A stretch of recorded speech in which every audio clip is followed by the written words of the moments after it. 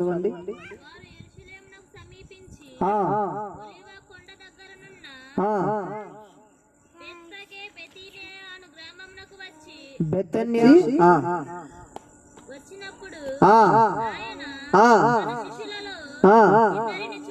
చూచి వీరి ఎదుటనున్న గ్రామమునకు వెళ్ళుడి, అందులో మీరు ప్రవేశింపగానే కట్టబడి ఉన్న ఒక గాడిద పిల్ల కనబడును, దాని మీద ఏ మనుషుడును ఎప్పుడును కూర్చుండలేదు, దానిని విప్పి తోలుకొని రండి చాలు.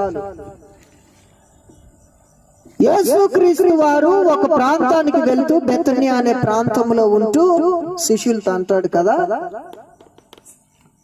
శిష్యులారా ఇద్దరు వెళ్ళి మీ ఎదుటనున్న గ్రామంలోనికి వెళ్ళి అక్కడ కట్టి ఒక గాడిద పిల్ల ఉంటది, ఆ గాడిద పిల్లను విప్పుకొని రండి అని చెప్పి దేవుడు మాట్లాడుతున్నాడు. ఎందుకు గాడిద పిల్ల అంటే గణపరచబడటానికి ఆ గాడిద పిల్లను దేవుడు ఉపయోగించుకుంటాడు. మనకు తెలిసిన విషయమే. దేవుడు వెళ్తుండగా అనేక మంది మట్టలు పరిచి ఆ విషయాలన్నీ కూడా మనకి స్పష్టంగా తెలియాలంటే మత్తయి సువార్త 21వ అధ్యాయం 34 వాక్యాలలో మనకి స్పష్టంగా ఉంటది అన్నమాట. ఎందుకంటే గాడిద పిల్ల దేనికయ్యా అంటే ఆయన్ని గణపరచుకోవటానికి ఒక గాడిద పిల్ల కావాలి. అయితే శిష్యులతో చెప్తున్నాడు కదా, వరా మీ ఎదుట ఉన్న గ్రామంలోనికి వెళ్ళి అక్కడ కట్టబడి ఉన్న గాడిద పిల్లను తీసుకొని రండి, అది ఎప్పుడు ఎవరు కూడా ఎక్కినది కాదు అంటున్నాడు. ఈ రోజు మనకి దేవుడు ప్రేరేపించిన నాకు లోగా ప్రత్యేకమైన దినములో మనం నేర్చుకుంటున్న పాఠం ఏంటంటే, ప్రాంతము అనగా గ్రామము అనగా పలు రకాలైన స్వభావాలు కలిగిన వారు ఆ ప్రాంతంలో ఉంటారు. ప్రాంతంలో పలు రకాలైన ప్రజలు ఉంటారు. మంచివారు ఉంటారు, చెడ్డవారు ఉంటారు. కలుషితము కలిగిన జీవితం అని అర్థం. రెండవదిగా కట్టబడి ఉండుట అనంటే పాపపు కట్ల చేత కట్టబడి ఉండుట. గాడిద పిల్లను ఏం చేశారు? ఒక చోట కట్టివేసి ఉన్నారు. ఒక ప్రాంతములో కలుషితము కలిగిన ఆ యొక్క ప్రాంతములో పాపము చేత కట్టబడిన నిన్ను దేవుడేమని పిలుస్తున్నాడు తెలుసా? నిన్ను తీసుకువచ్చి దేవుడు ఒక ఘనత కలిగిన స్థితిలో నిలబెట్టి ఉన్నాడు. ఈరోజు మనలో ఉన్న అపవిత్రత, మనలో ఉన్న శాపగ్రస్తమైన జీవితం, మనలో ఉన్న వ్యతిరేకమైన జీవితాన్ని, దేవునికి విరోధకరమైన జీవితాన్ని, దేవునికి నచ్చని జీవితాన్ని మనం జీవిస్తూ ఉన్నప్పుడు దేవుడు తన సేవకుల ద్వారా ఆయన ఏం చేస్తున్నాడు తెలుసా? నిన్ను ఏర్పరచుకుంటున్నాడు. ఆయన రక్తము చేత నిన్ను కడిగి శుద్ధి చేస్తున్నాడు. శుద్ధి చేస్తున్నప్పుడు మనము దేవునికి లోబడుతున్నామా? నువ్వు పాపము చేత, కల్మషం చేత, అపవిత్రత చేత కట్టబడి నీకు విడుదల లేని పరిస్థితుల మధ్య ఉంటున్నప్పుడు దేవుడు నిన్ను విడిపించి, నిన్ను కాపాడి, నిన్ను సంరక్షించి, దేవుడి జీవితం ఎప్పుడు పాపపు జీవితం మధ్య కట్టబడి నీ జీవితాన్ని దేవుడు బాగు చేసినప్పుడు దేవుడికి నీవు ఎలా ఉండాలి, ఎలా ప్రవర్తించాలి, ఎలా నీ జీవితాన్ని దేవునికి అంకితం చేసుకోవాలి? దేవుడు నువ్వు ఎక్కడో పడి ఉన్న నీ స్థితిని తీసుకువచ్చి, గాడిద పిల్లను మొన్నటి వరకు కనిపెట్టిన వాడు లేడు, గాడిద పిల్లకు విలువ లేదు, గాడిద పిల్లను చూసిన వాడు లేడు. కానీ యేసుక్రీస్తు వారు ఎప్పుడైతే గాడిద పిల్లను తెమ్మన్నారో దానికి ఘనత కలిగింది. ఈ రోజు నీ జీవితాన్ని కూడా పాడైన నీ జీవితంగా ఉన్నంతకాలం నిన్ను ఎవరు పట్టించుకోరు. పాపానికి సాతానికి అనుకూలంగా నడుస్తున్నంత కాలము ఎవరు నిన్ను పట్టించుకోరు. అదే నువ్వు ప్రార్థనకి వెళ్తా భక్తిగా దేవుని సన్నిధిలో ఎదుగుతా ఉంటే చూసే వ్యక్తులు ఏమంటారు, అరే ప్రార్థనకి వెళ్ళే అమ్మాయిరా, లేదంటే ప్రార్థనకి వెళ్ళే అబ్బాయిరా. అట్లా తాగుబోతుల్ని ఎందుకు పట్టించుకోరు? వాడు ఏమైనా మంచి పని చేస్తున్నాడండి? మన తోటలు మనకు మంచి పనులు చేస్తారా? చేయరు కదా. అది ఒక వ్యసనకరమైన జీవితం.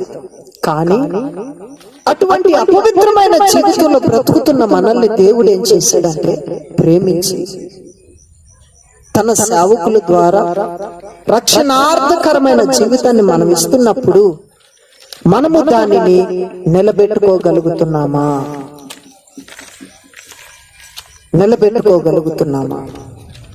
దేవుడు ఒక మంచి జీవితాన్ని ఇచ్చినప్పుడు దేవునికి మనము లోబడగలుగుతున్నామా?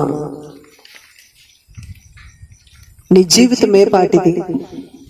తలుచుకుంటే క్షణంలో ఆరిపోయే నీ జీవితాన్ని ఆయన రక్తము చేత కడిగి శుద్ధి చేసి పవిత్రపరిచి కట్ల చేత కట్టబడిన నీ జీవితాన్ని, పనికిరాని ఎక్కడో మూలనున్న నీ జీవితాన్ని తీసుకువచ్చి ఆయన సింహాసనం మీద పెడుతున్నాడే. ఆ జీవితానికి నీవే విధంగా ఉండాలి, ఎలా నడవాలి, ఏ విధంగా నడవాలి? చాలా మంది దేవుని యొక్క ఆత్మీయతలోనికి నడిపించబడుతున్నారు, కానీ రక్షణార్థమైన జీవితాన్ని ప్రతి ఒక్కరూ స్వాధీనపరుచుకుంటున్నారు, కానీ ఆ కృతజ్ఞత కలిగి చాలా మంది జీవించట్లేదు. పేరుకి మనం రక్షణ పొందుతున్నాం, కానీ దేవుడు మనల్ని విడిపించి తప్పించి ప్రతి దాని నుండి దేవుడు విముక్తం చేసి దేవుని ఎదుటికి నిన్ను పిలిచినప్పుడు నువ్వు దేవుని కొరకు ఎలా ఉండాలి, ఎలా నిలబడాలి? నువ్వు నీ పాపము నుండి, నీ యొక్క శాపం నుండి దేవుడు విడిపించి నిన్ను ఒక ఉన్నతమైన స్థితిలోనికి నడిపించినప్పుడు నువ్వు దేవునికి ఎలా ఉండాలి? ఎంత ప్రీతికరంగా ఉండాలి? నీ పనికిరాని జీవితాన్ని దేవునికి అప్పగించినప్పుడు నువ్వు ఎలా ప్రవర్తించాలి? చాలా మంది కూడా ఈ రోజుల్లో ఎలాగున్నారంటే మరలా రోత జీవితంలోకి వెళ్ళడానికి ఇష్టపడుతున్నారు, కానీ దేవునికి ఇష్టకరమైన జీవితాన్ని ప్రవర్తించడానికి ఈ రోజు ఎవరు ఇష్టపడట్లేదు. దేవుడు ప్రేమించి వాడికి రక్షణ వస్త్రాన్ని ధరించుకుంటున్నారు, కానీ దేవుడు నాకు రక్షణ వస్త్రాన్ని ఇచ్చాడే, దేవుడు నన్ను కాపాడాడే, దేవుడు కట్టబడిన పాపపు జీవితం నుండి విడిపించి నన్ను ఆయన సన్నిధిలోకి చేర్చుకున్నాడే, ఆయనకి నేను కృతజ్ఞత కలిగి ఉండాలనే ఆలోచన ఏ మనిషి హృదయాల్లో కలుగుటలేదు.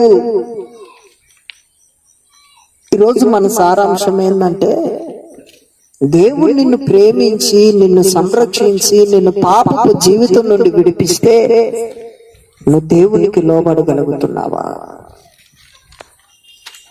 బైబిల్లో కూడా అటువంటి వ్యక్తులు ఉన్నారు. దేవుడు వారిని ప్రేమించి వారికి మంచి జీవితాన్ని ఇస్తే, వారిని ఒక రాజ్యరకమైన జీవితాన్ని ఇస్తే వారు దేవునికి విరోధంగా ప్రవర్తించారు. బైబిల్లోనే ఉన్నారు, వాక్యంలోనే ఉన్నారు. దేవుడు వారిని ఒక ఉన్నతమైన స్థితిలో ఉంచారు. ఎక్కడో పాడైపోయిన తన జీవితాన్ని తీసుకువచ్చి నూతనమైన జీవితంగా దేవుడు మలిచి వారిని నిర్మించిన వారేం చేశారో తెలుసా? దేవునికి లోబడకుండా, క్రీస్తుకు లోబడకుండా దేవునికి విరోధంగా ప్రవర్తించారు. ఎవరు ఆ వ్యక్తులు? అట్లా ప్రవర్తించిన వారు ఎవరు? ఈరోజు చదవండి, ఒక మాటని చదవండి. మొదటి రాజులు 1వ అధ్యాయం 34వ వాక్యాన్ని ఒకసారి చదవండి. మొదటి రాజులు 34.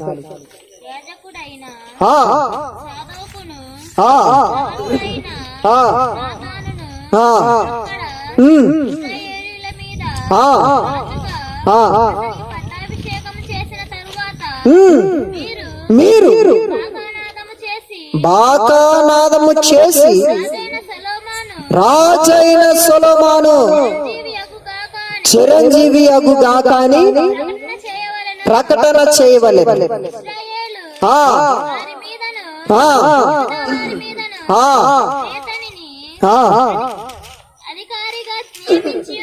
అధికారిగా నియమించి ఉన్నాను గనక చాలు. దావీదును ఎక్కడో పశువులు కాచుకునే దావీదును తీసుకొచ్చి దేవుడు ఏం చేశాడండి? ఎక్కడో మారు బయట ఉన్న దావీదును తీసుకొచ్చి దేవుడు ఉన్నతమైన సింహాసనం మీద నిలబెట్టినప్పుడు ఆ యొక్క దేవుని కుమారుడు ఎలా ఉండాలి? సొలొమోన్ని దేవుడు గణపరిచాడంట. దావీదుకి ఇచ్చిన కృప కంటే సొలొమోనుకు అధికమైన కృపనిచ్చాడంట. సొలొమోన్ని దేవుడు పట్టాభిషేకం చేసి రాజు కావలసిన స్థితిని సొలొమోనుకి ఇచ్చాడు దేవుడు. దావీదుకి ఇచ్చిన వాగ్దానాన్ని సొలొమోను పట్ల దేవుడు నెరవేర్చాడు. సొలొమోనుకి దేవుడు దావీదుకి ఇచ్చిన ఖ్యాతి కంటే సొలొమోనుకి ఎక్కువ ఖ్యాతిని ఇచ్చాడు. కానీ సొలొమోను ఒక చోట తప్పిపోయాడు. దేవుడు కనపరిచాడు, ఉన్నతమైన స్థితిని ఇచ్చాడు, ఉన్నతమైన భాగ్యాన్ని ఇచ్చాడు. ఎక్కడో మారుమూలానున్న దావీదును తీసుకువచ్చి సింహాసనం మీద కూర్చోబెట్టి సింహాసనాసీనుని చేసి తన కడుపున పుట్టిన కుమారుని కూడా రాజరికమైన స్థితిలో ఉంచితే నెహెమ్యా గ్రంథం 13వ అధ్యాయం 26వ వాక్యాన్ని ఒకసారి చూడండి.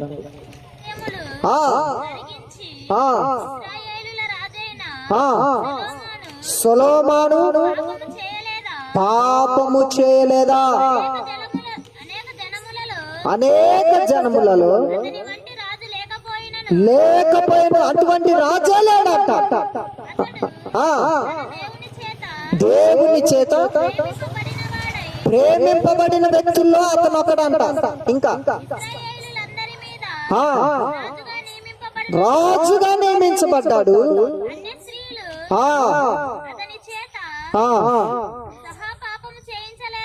చేయించలేదా? కాగా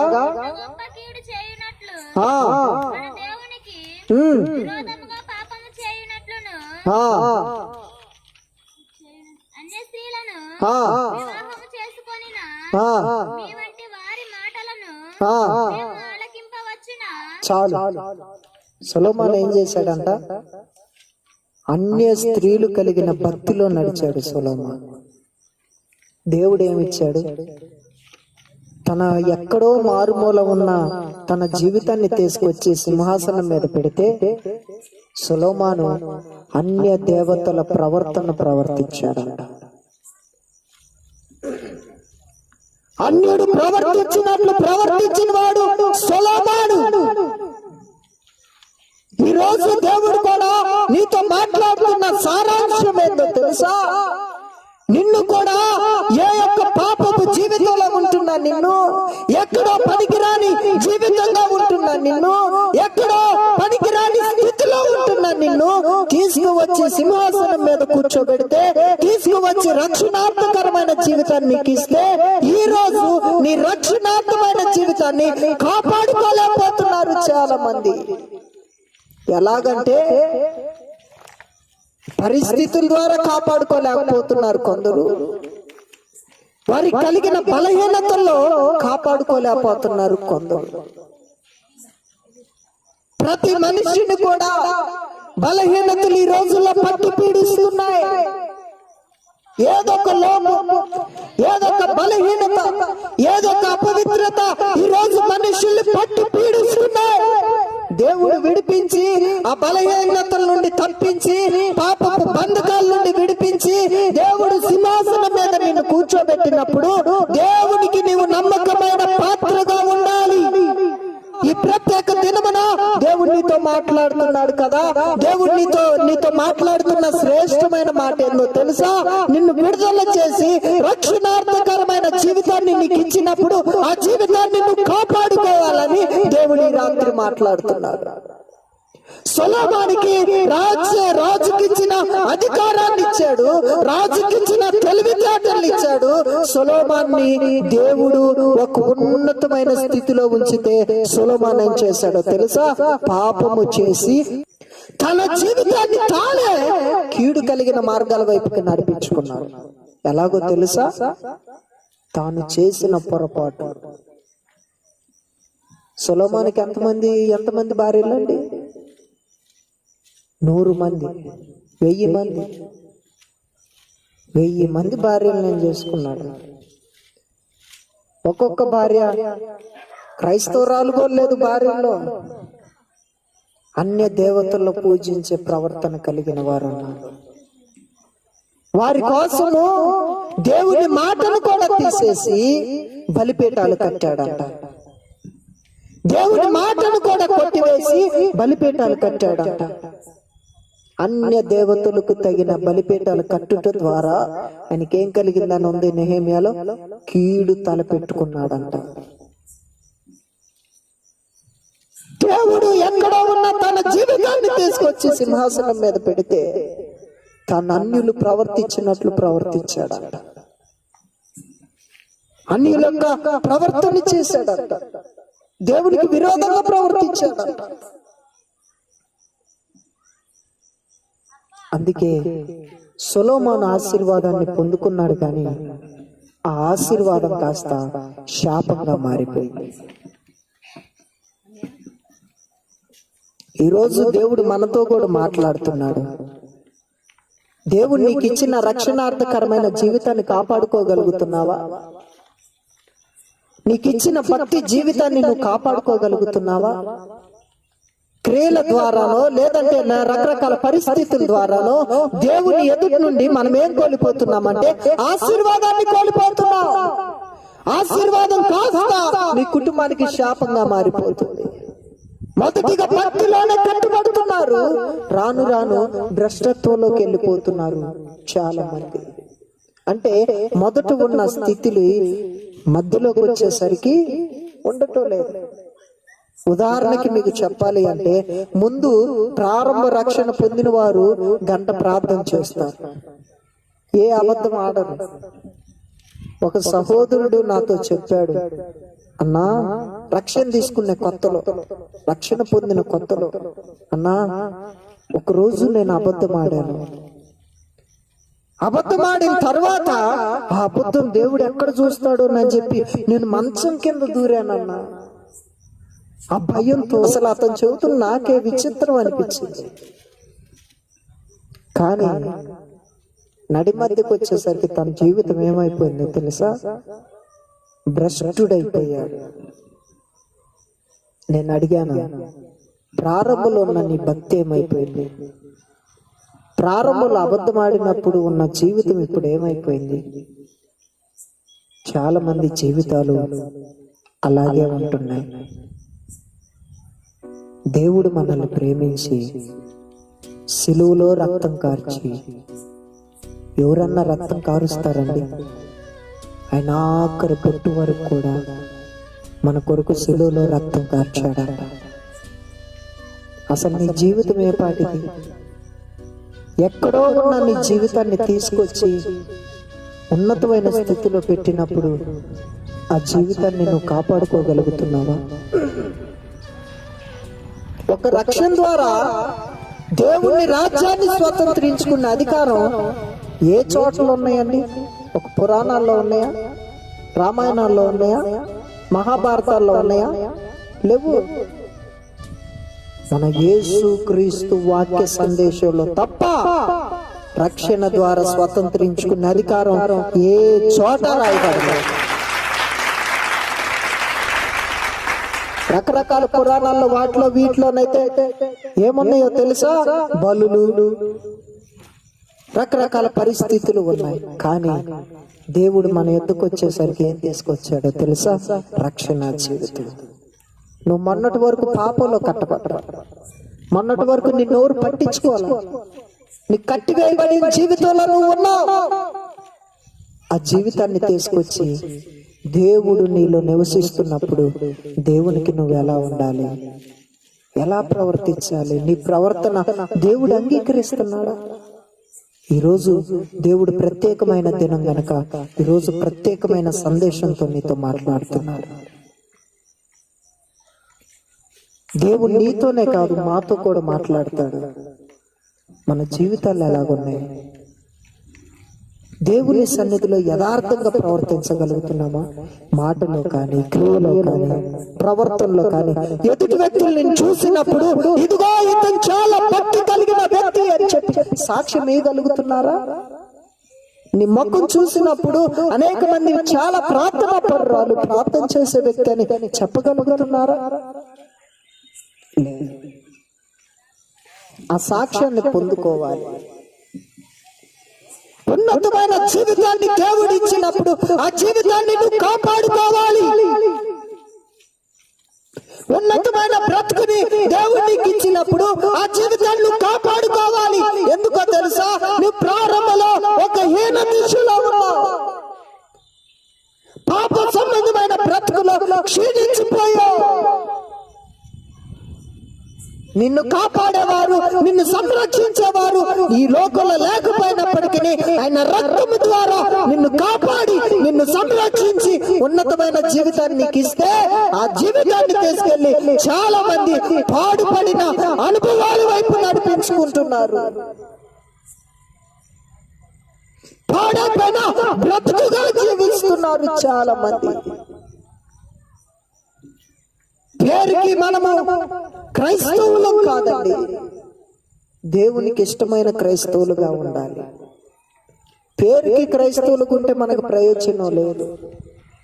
ఈరోజు మనం రక్షణ పొందామంటే, క్రీస్తులో మనం అంగీకరించబడ్డామంటే మనం పరలోక రాజ్యాన్ని సంపాదించుకునే విధంగా నీ భక్తి ఉండాలి. వాక్యం ఉంటది కదా, ఆయనతో సమాన సంపూర్ణత కలిగిన భక్తిలో మనం ఎదగాలంట. ఆయనతో సమాన సంపూర్ణతలో ఎదగాలంటే ఎంత భక్తి ఉండాలండి? ఎంత పరిశుద్ధత ఉండాలి? ఎంత పవిత్రత ఉండాలి? ఏదో ఒక చిటికేస్తే వచ్చేసింది భక్తి రాదు. ఎదగాలి, భక్తిలో ఎదగాలి, పరిశుద్ధతలో ఎదగాలి. అదే దేవుడు మాట్లాడుతున్నాడు. వచ్చాం పోయామన్నట్లుగా మన జీవితాలు ఉండకూడదు. ఎప్పుడు ఎదగాలి, భక్తిలో ఎదగాలి అంటున్నాడు దేవుడు. ఎదకపోతే నువ్వు ఎంత ప్రార్థన చేసినా నీ ప్రార్థనకి ప్రయోజనం ఉండదు. ఎందుకో తెలుసా? నువ్వు దేవుడు ఇచ్చిన స్థితిని పోగొట్టుకున్నావు, దేవుడిచ్చిన ఘనతను పోగొట్టుకున్నావు, ఆశీర్వాదాన్ని కాస్త శాపంగా మలుచుకున్నావు నీ జీవితంలో. ఎలా నీ జీవితం నూతన పరచబడుతుంది? సొలొమోను ఏమో నూతన పరచబడ్డాడా? లేదు.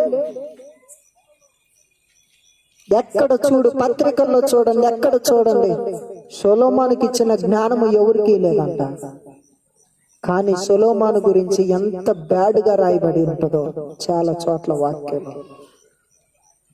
మనం దేవుని ఎదుట మంచి సాక్ష్యం పొందుకోవాలండి. దేవుడు మనల్ని కూర్చున్న గొప్ప సాక్ష్యం ఇవ్వాలి. నోవా, మన అబ్రహాము దేవుణ్ణి ఆనుకొని నడిచాడు. మోషే దేవుని ఇల్లంతట్లో నమ్మకంగా ప్రవర్తించాడు. ఈ సాక్ష్యాలు ఎట్లా ఉన్నాయి?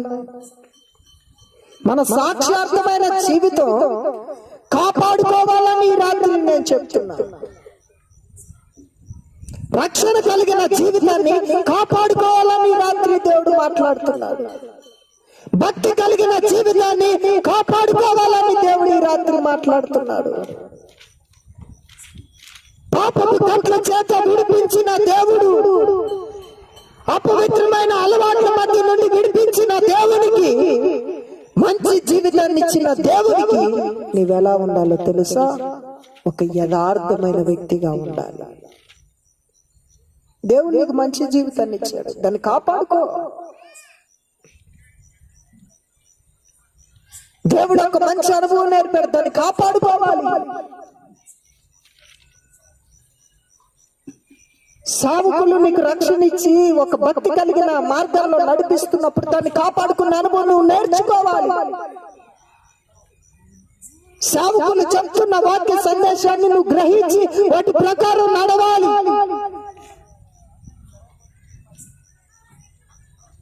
ఆ విధంగా నువ్వు నడిపించబడితేనే దేవుడు నిన్ను ఆశీర్వదించగలడు. ఆశీర్వాదం పైన అధికమైన ఆశీర్వాదాన్ని దేవుడు ఇస్తాడు. చాలా మంది జీవితాలు కూడా ప్రభావితం చెందకపోవటానికి కారణం ఏంటంటే ఇదే, ప్రారంభంలో ఉన్న భక్తి నడి మధ్యలో ఉండట్లా, ప్రారంభంలో ఉన్న పరిశుద్ధత మధ్య జీవితంలోకి వచ్చేసరికి ఉండట్లా. ఏం ప్రాబ్లం లేదు, వెళ్ళేదేగా, డైలీ పోయేదేగా. ప్రభు రాకడొచ్చినప్పుడు కూడా నీవు అట్లానే విడిచిపెట్టబడతావు. నువ్వు అనుకోవచ్చు దేవుని రాకడ ఇంకా రాలేదులే అని. యెరూషలేములో మందిరానికి ప్లాన్ చేస్తున్నారు, వాక్యం ఉంటది కదా. ఎప్పుడైతే యెరూషలేములో మందిరం కట్టబడుతుందో దానిలో నుండి ఒక అబద్ధపు ప్రవక్త బయలుదేరతాడట. ఆ తర్వాత 666 ముద్ర వచ్చింది. ఆ తర్వాతే ప్రభు శ్రమల దినాలు స్టార్ట్ అయితే మొదటి ముద్ర విప్పబడుతుంది, రెండో ముద్ర విప్పబడుతుంది, 7 ముద్రలు విప్పబడతాయి. ఇంత తేళ్ళు వస్తాయి. నిన్ను శ్రమ పెట్టే జీవితం ఉంది, నువ్వు అనుకుంటున్నావు ఇంకా ఉంది నా జీవితం, ఇంకా నేను ఏమి లేదు అనుకుంటున్నా. దేవుని రాకడ దినాలు అతి సమీపమయ్యాయి. ఈ రోజు మెస్సీ భాష గారు మీతో ఉండొచ్చు, రేపు ఉండకపోవచ్చు, కానీ ఆయన మాటలు గతించిపోవు. ఆయన మాటలు ఎప్పుడు నిలబడే ఉంటాయి. రేపు నేను చెప్పిన ప్రతి మాట దేవుని ఎదుట సాక్ష్యం చెప్తుంది. నేను చేసిన ప్రతి సువార్త, దైవ దేవుని చెప్పిన ప్రతిది కూడా రేపు నీ పట్ల సాక్ష్యం చెప్తుంది. జాగ్రత్తగా ఉండాలి.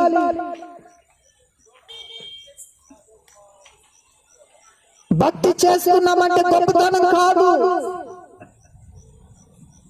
పరిశుద్ధత చేస్తున్నామంటే గొప్పతనం కాదు. ఆ పరిశుద్ధత దేవుడు అంగీకరిస్తున్నాడా?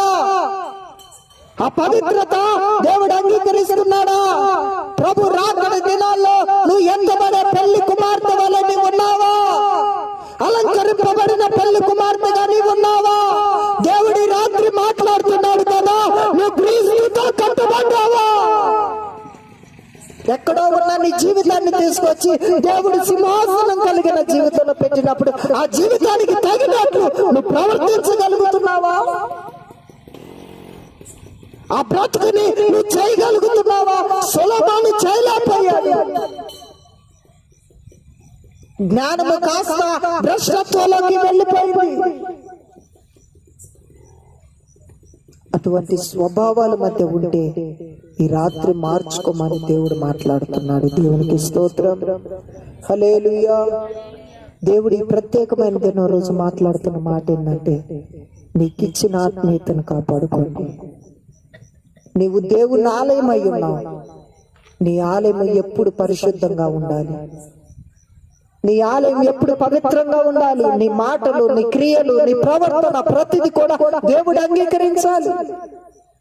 రక్షణ దేవుడు నీకు ఇచ్చాడు, దాన్ని నువ్వు కాపాడుకోవాలి. అప్పుడే నీ జీవితం ఆశీర్వదించబడుతుంది. రెండో మాట అలానే సంఖ్యాకాండం 22వ అధ్యాయం 30వ వాక్యం, 32వ వాక్యాన్ని ఒకసారి 30 నుండి 32 వాక్యాలు చదవండి.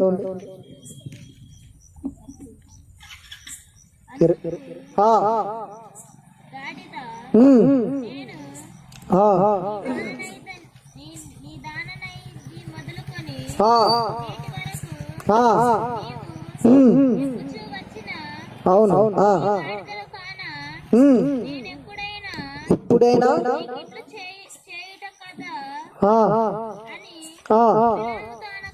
అనగా లేదని అంతలో యెహోవా బిలాము కన్నులు తెరిచాను గనుక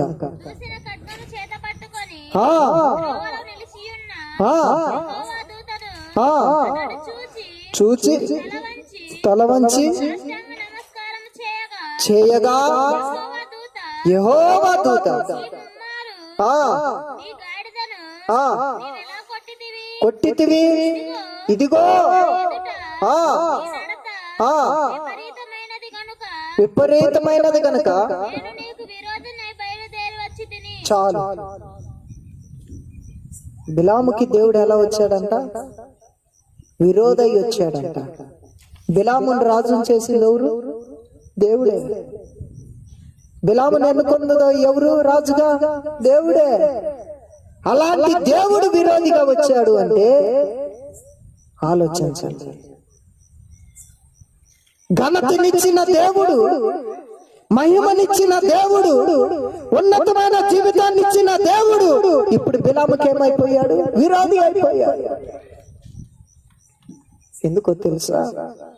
తాను ఆ 2 పేతురు పత్రికలో ఉంటది కదా, 2 పేతురు పత్రిక 2వ అధ్యాయం 16వ వాక్యంలో ఉంటది కదా, ఆ బిలాము దుర్నీతి వలన కలుగు బహుమానమును ప్రేమించెను. చాలు. దుర్నీతికి ఆశపడ్డాడు. దేవుడేమో ఉన్నతమైన స్థితిని ఇస్తే ఎక్కడో 4 రూపాయలు ఇస్తున్నారు రారా అంటే బలాకు దానికి ఆశపడిపోయి ఏం చేశాడో తెలుసా? బిలాము ఇశ్రాయేలు ప్రజల్ని శపించటానికి సిద్ధపడిపోయాడు. దేవుడు ఎన్నుకున్నది దేవుడే బిలాముని, ప్రేమించింది దేవుడే బిలాముని. కానీ బిలాముకి దేవుడు ఏమయ్యాడు?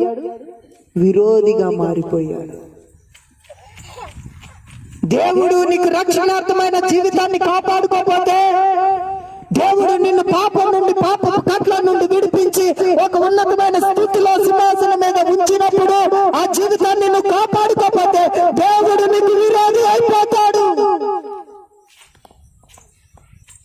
దేవుడు విరోధి అయితే నిన్ను కాపాడేవారు ఉండరు. నువ్వు ఎంత ప్రయత్నం చేసినా, ఎంత ఎదగాలన్నా, ఎంత నువ్వు దేవునితో ఎంత నువ్వు లోకంలో సంపాదించుకోవాలన్నా దేవుడు నీకు విరోధి అయితే నువ్వేమీ చేయలేవు. బిలాము ఏమని చేశాడా? దేవుడు విరోధిగా మారిన తర్వాత బిలాము ఏమని చేశాడా? సాగిలి పడిపోయాడంట దేవుని ఎదుట. రాజరికంలో ఉన్న బిలాము దేవుని బిడ్డలైన ఇశ్రాయేలుని శపించడానికి సిద్ధపడ్డాడే. దేవుడిచ్చిన రాజరికాన్ని మర్చిపోయాడు బిలాము. అయ్యో, ఇది దేవుడు నాకు ఇచ్చిన బహుమానమే, దేవుడు నన్ను ఉన్నతమైన జీవితంలో నిలబెట్టాడే, నేను ఎలా పాపము చేయటానికి నేను సిద్ధపడ్డాను అనే ఆలోచన మొదటి తట్టినట్లయితే బిలాము ఆ తప్పు చేసేవాడు కాదు. కానీ బిలాము దుర్నీతి కలిగిన డబ్బుకి ఆశపడి ఇశ్రాయేలు ప్రజల్ని శపించటానికి సిద్ధపడేసరికి దేవుడు బిలాముకి విరోధిగా మారిపోయాడు. దేవునికి స్తోత్రం, హల్లెలూయా. ఈ రాత్రి దేవుడు నీతో నాతో మాట్లాడుతున్న ప్రత్యేకమైన మాట ఏంటంటే, నీవు కూడా కొన్నిసార్లు దేవునికి విరోధంగా ప్రవర్తిస్తావు. మన క్రియలు దేవునికి కొన్నిసార్లు విరోధంగా ఉంటాయి. మన ప్రవర్తన కొన్నిసార్లు దేవునికి విరోధంగా ఉంటాయి. మన జీవితం కొన్నిసార్లు దేవునికి వ్యతిరేకమైన మార్గాల్లో నడుస్తున్నాయేమో. ఈరోజు దేవుడు మాట్లాడుతున్నాడు, సరి చేసుకోవాలి ఆ జీవితాన్ని. అప్పుడే నీ జీవితం ఆశీర్వాదకరంగా ఉండగలదు.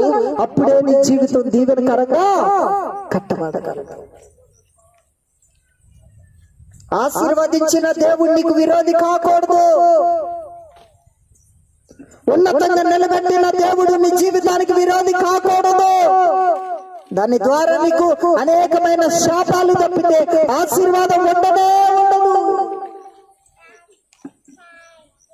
దేవుని సన్నిధిలో ఉంటున్నా నీవు, దేవుని మందిరములో ఎదుగుతున్నా నీవు, దేవుని పరిశుద్ధమైన పనులు చేస్తున్నా నీవు, దేవుని పరిశుద్ధ మార్గాల్లో నిలుస్తున్నా నీవు, దేవుడిచ్చిన జీవితాన్ని నువ్వు పోగొట్టుకుంటే, దేవుడిచ్చిన జీవితానికి నువ్వు వ్యతిరేకంగా నడిస్తే నీకేమైతాడు తెలుసా? దేవుడు విరోధిగా మారిపోతాడంట.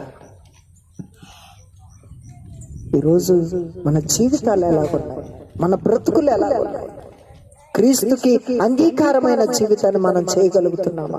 క్రీస్తుకి ఉన్నతమైన జీవితాన్ని మనం చేయగలుగుతున్నామా? మన భక్తి దేవుడు అంగీకరిస్తున్నాడా? మన పరిశుద్ధత దేవుడు అంగీకరిస్తున్నాడా? అనేది మనం ఈరోజు ప్రశ్న వేసుకోవాలి. ఈరోజు మన జీవితాలు ఎలాగున్నాయి, మన ప్రవర్తన ఎలాగుంది, మన పరిశుద్ధత ఎలాగుంది, ఒకసారి ఆలోచించండి.